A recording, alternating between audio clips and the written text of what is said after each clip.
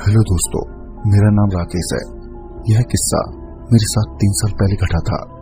सच बताऊं तो उस समय मैं पूरा बिगड़ चुका था। रात भर घर से बाहर घूमता और मस्ती करता। शराब और स्मोक करना मेरी रोज की आदत सी बन गई थी। इसी तरह एक बार की बात है, मुझे अच्छे से याद है। वो सर्दियों का दिन था। मेरे दोस्तों ने मुझे होटल लावा में बुलाया था और मैं भी समय से पहले पहुंच गया था। होटल लावा मेरे घर से लगभग 55 से 60 किलोमीटर दूर था। उस रात हमने देर रात तक पार्टी की और करीबन रात के 12-1 बजे के करीब हम सारे दोस्त लावा होटल से निकले। तो उस वक्त बहुत तेज ठंड थी। मैं भी होटल से निकलने के बाद अपने दोस्तों के साथ जीप से घर के लिए निकल गया। आधे घंटे बाद मेरे दोस्तों ने मुझे एक चौक पर उतारा। उस चौक से मेरा घर लगभग 400 से 500 मीटर की दूरी पर था। मैं वहां से एक शॉल लपेटे बड़े आराम से टहलता हुआ अपने घर की तरफ जा रहा था। रास्ता एकदम सुनसान था और मैं हल्के नशे में भी था। वैसे मैं इतना भी नशे में नहीं था कि मुझे बिल्कुल होश ना हो। सब कुछ मुझे साफ साफ दिख रहा था। तभी मैंने देखा कि ठीक मेरे सामने की ओर से एक लंबा चौड़ा आदमी शॉल लपेटे गुजर रहा है। उसका पूरा शरीर शॉल से लपेटा हुआ था। मैं भी अपने आराम से आगे बढ़ता हुआ उस ठंड में किसी तरह निकल रहा था। पर तभी पता नहीं कैसे अचानक ही मैं उसी शख्स से टकरा गया। टकराने के साथ ही उस शख्स की शॉल उसके शरीर से उड़ गई। इस बार जो मैंने देखा था वो मेरी सोच से एकदम परे था। मैंने देखा वो उसका शरीर नहीं बल्कि हड्डियों का ढांचा था और जब वो मेरी तरफ पलटा तो मेरी तो जान ही निकल गई। मैंने देखा उसका चेहरा आधा जला हुआ था और उसकी एक आंख भी नहीं थी। उसे देखकर मेरी तो रूह कांप गई। अब कहां हिम्मत बची थी मुझमें कि मैं थोड़े समय भी वहां और रुकूं। मैं वहां से तुरंत भागने लगा, पर वो शैतान अपनी जगह से नहीं हिला और बस मुझे घूरता ही रहा। मैं फटाफट अपना रास्ता पकड़ के एक खेत में कूद गया और वहां से तेजी से भागने लगा। और मैं भागता हुआ बार बार अपने पीछे देख रहा था, पर वो शैतान मेरे पीछे नहीं था। पर तभी मैंने एकदम से देखा कि वही शैतान अब ठीक मुझसे 20-25 कदम आगे खड़ा था। मेरे लिए ये जिंदगी की सबसे बड़ी मुश्किल थी। कुछ ही दूरी पर खड़ा था वो, पर अब उसका रूप रंग दोनों ही बदल चुके थे। वो अब किसी भूखे कुत्ते की तरह मुझे देखे जा रहा था। उसके बड़े बड़े नाखून थे और उसके मुंह से खून निकल रहा था। मेरा दिल एकदम खौफ से भर गया। वो धीरे धीरे मेरी तरफ बढ़ रहा था। मेरे तो कुछ समझ में नहीं आया। मैं बगल वाले खेत में एकदम से कूद पड़ा और भागने लगा।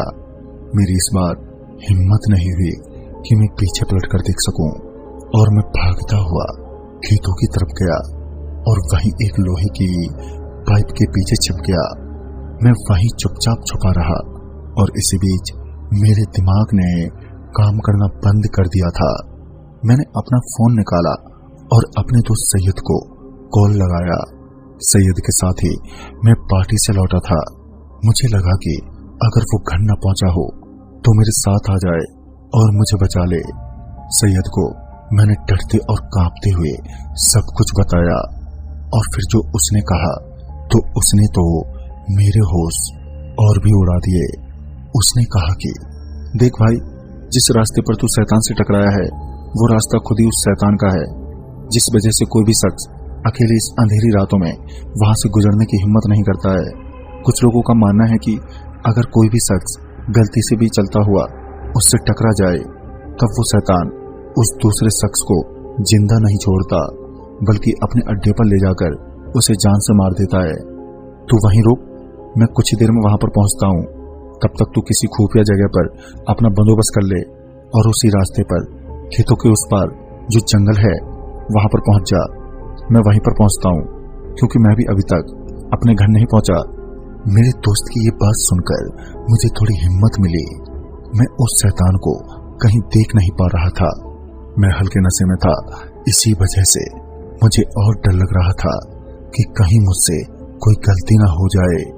मैं वहां पर छुप नहीं रहा था क्योंकि मुझे कहीं वो शैतान दिखाई नहीं दे रहा था।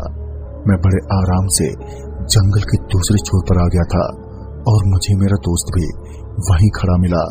उसे देखकर मुझ में थोड़ी हिम्मत आई और अब तो वो शैतान भी मुझे कहीं नहीं दिख रहा था। इसके बाद मैं उसके साथ अपने घर की तरफ बढ़ने लगा। हम दोनों मेरे घर पर पहुंच गए और घर पहुंचने के साथ ही मैंने दरवाजे को कस के बंद कर लिया था। मैं बड़े आराम से बिस्तर पर लेटा। मैंने सैयद का भी लाख शुक्रिया किया कि उसकी कही गई बातों की वजह से और उसके साथ की वजह से आज मैं जिंदा बच पाया। पर तभी मेरा फोन बजा और मैंने फोन को देखा तो वो फोन सैयद का था। मेरे लिए ये एक बहुत बड़ा झटका था। आखिर जब सैयद मेरे घर में है तब वो मुझे कॉल क्यों कर रहा है? पर मैंने फिर भी वो फोन उठाया। पर तभी दूसरी तरफ से वो आवाज सैयद की लग रही थी। तभी मैंने कहा, सैयद तू मजाक कर रहा है क्या?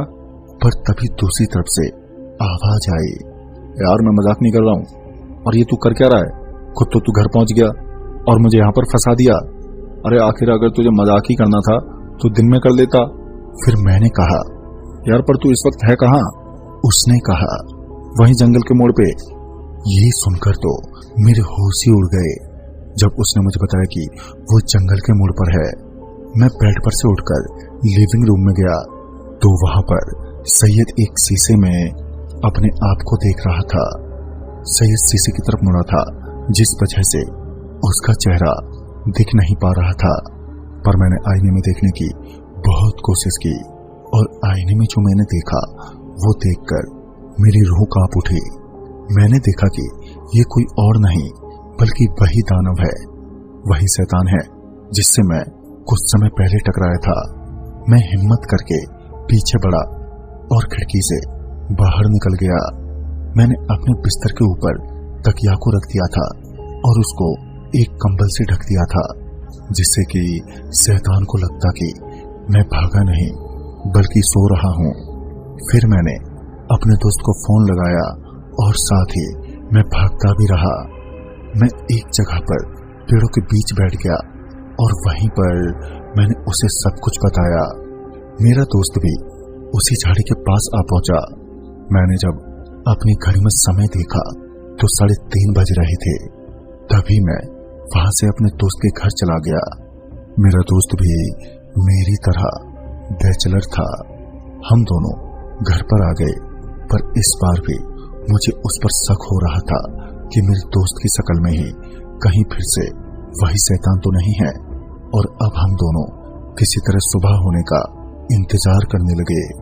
इतना हुआ ही था कि तभी मेरा फोन फिर से बजा, पर इस बार ये फोन बिक्की का था। बिक्की का फोन जैसे ही मैंने उठाया तो दूसरी तरफ से आवाज आई कि भाई कहाँ है तू? हम लोग तेरे घर आ गए हैं। दरअसल हम सबके रूम की चाबी तो तेरे पास ही है। याद है तेरे को जब हम लोग वहां से निकले थे तभी तूने अपने वॉलेट में सबकी रूम की चाबी रख ली थी और फिर उसके बाद तो हम चाबी लेना ही भूल गए। चल अब बता कहाँ पर है तू? मैंने डरते हुए और बड़े धीमे आवाज में उससे कहा, भाई भाग निकल वहां से वरना मरेगा। उसने बस इतना पूछा ही था। क्यों? बस उसी समय उसकी एक दर्दनाक चीख निकल गई। हम दोनों को ये यकीन हो गया था कि लगता है कि उस शैतान ने बिक्की का काम तमाम कर दिया है। मेरा दोस्त तभी मुझे कह रहा था, भाई देख किस्सा कुछ इस तरह है। लोगों का मानना है कि उसी रास्ते पर एक समय एक आदमी का कत्ल हुआ था। बड़ी बेरहमी से कुछ गुंडों ने उसे लूटा और बाद में उसे मार डाला। उसके बाद से ही उस रास्ते से गुजरने वाले हर शख्स के पीछे पड़ जाता है वो शैतान। अब जो खुशकिस्मत रहते हैं वो बच जाते हैं, इसलिए लोग उन रास्तों से गुजरने से बचते हैं। तुझे उस रास्ते पर नहीं जाना चाहिए था। इसी तरह समय घटा और सुबह के 7 बज गए। मेरे और मेरा दोस्त सैयद, हम दोनों को थोड़ी हिम्मत मिली और हम फौरन वहां से निकल पड़े अपने घर।